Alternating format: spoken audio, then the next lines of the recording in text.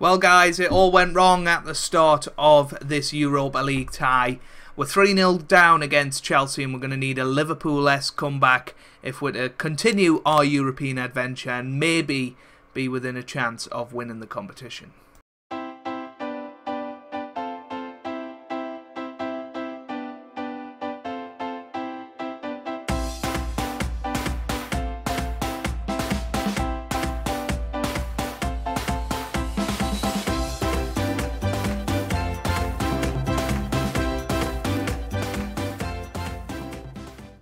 Hey guys, welcome back to some more Football Manager 2018 and part 11 of Season 9 of the Journeyman with Stoke City, and today we have two matches, one in the Europa League against Chelsea and then one in the Premier League, that's a novelty, against Newcastle. So, since the last episode it hasn't gone great.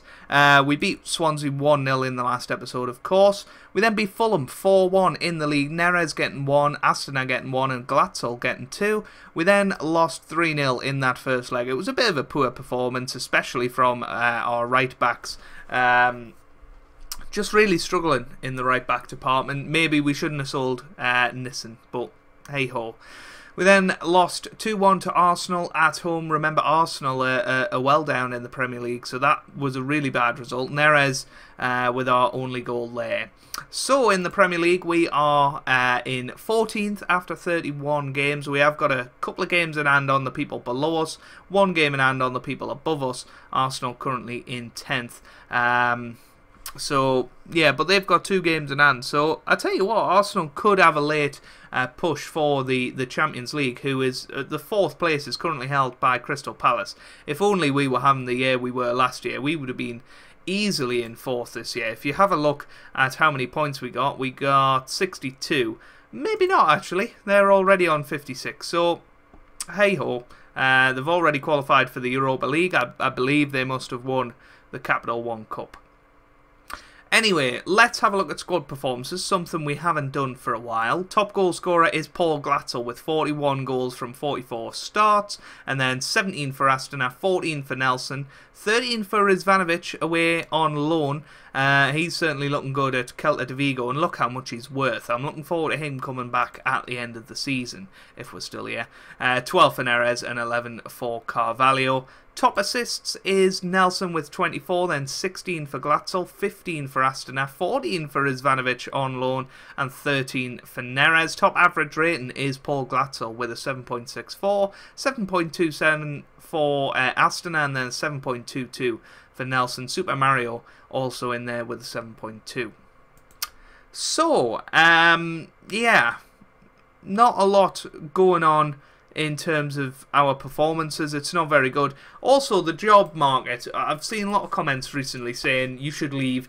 I have been applying for pretty much every job under the sun in leagues that are of the same level of competitiveness, but we're just not getting anywhere. We have got our Continental Pro license now, and we're pretty much getting into 3.5-star reputation. These are some of the stats if you guys want to have a look at that. And you know, hopefully we will get a job towards the end of the season. But the plan for now is to stay at Stoke until the end of the year and just try our best. This is the team that we will play today. Delgadillo in goal, Klein, Mustafi, Vimmer and Timon in defence. We've then got Henderson and Barkley in the middle, with Neres and Nelson starting wide of Glatzel and Carvalho up top. Come on lads, let's get a victory here. Let's show Chelsea that we mean business. I don't think we're going to get through. We're 3 goals down at the end of the day, and we would have to win by at least 3. If they score, we have to win by 4. It's probably not going to happen, but let's give a good account of ourselves and really see what we're made of. That is the plan anyway, so come on lads. I can feel the sneeze, so that's why I'm being a little bit I don't know, quiet, I guess. It's awful, because I know it's coming.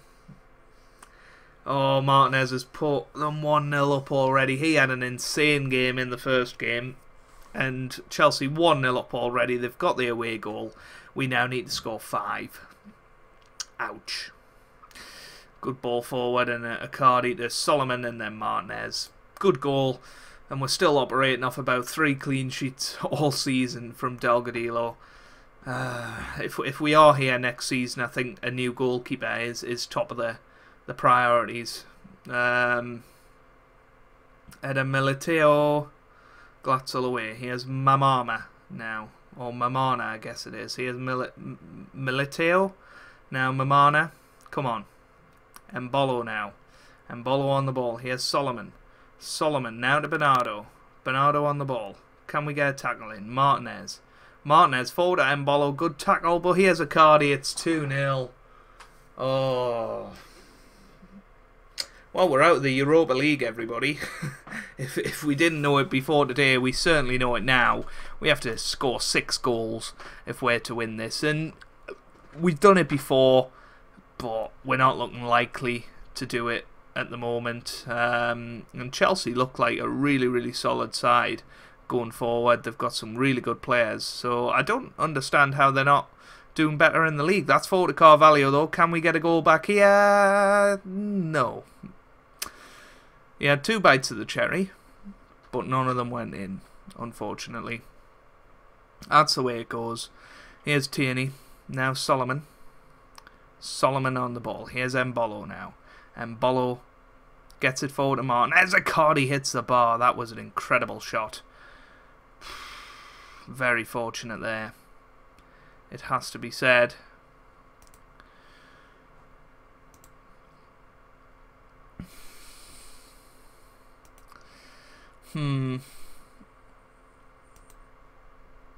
It is worrying how far our form has dipped from this time last year, and I can't really put my finger on what it is. Maybe the likes of having Ryan Shawcross around last season maybe helped out the team a lot more than we give credit to. Obviously, there's the assistant manager, Liam Richardson, who was here last year. We sacked him and brought in Lionel Messi. That could have been a factor in it, but we just got to keep pushing, and I guess I'm here till the end of the season. It's very unlikely jobs are going to come up now.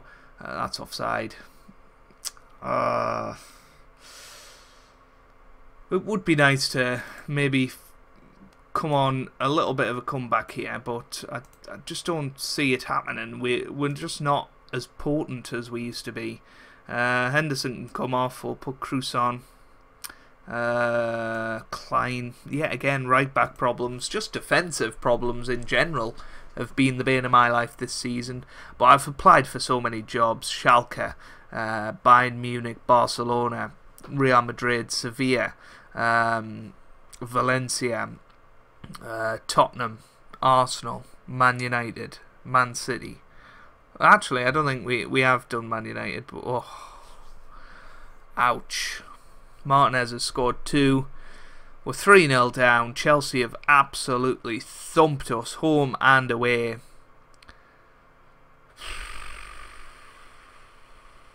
And our unbeaten streak in Europe has certainly took a nosedive, but we have made it to the quarterfinals, which is an incredible achievement. Let's not look past that. Getting Stoke to the quarterfinals is a massive achievement. Look at some of the teams in this competition.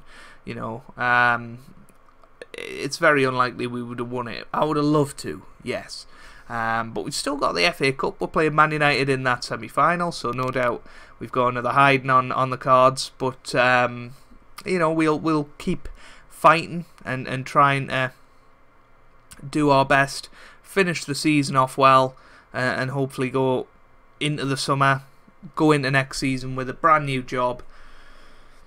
I just feel like we've took Stoke as far as we can now. This is the high point, reaching the quarterfinal of the Europa League. I would like to sort of have another year to prove myself in the Premier League again. Maybe that's why teams don't want to appoint us, because we're not doing well in the one that matters the most, the league. But we've had a lot of football this year. We did all right in the Carabao Cup. We're doing well in the FA Cup. We're doing well in this. I mean, that was terrible from Chelsea there. I don't think we're quite going to score another 6 goals in this last 5 minutes, but it's nice for Danny Ings to get his 10th goal of the season there.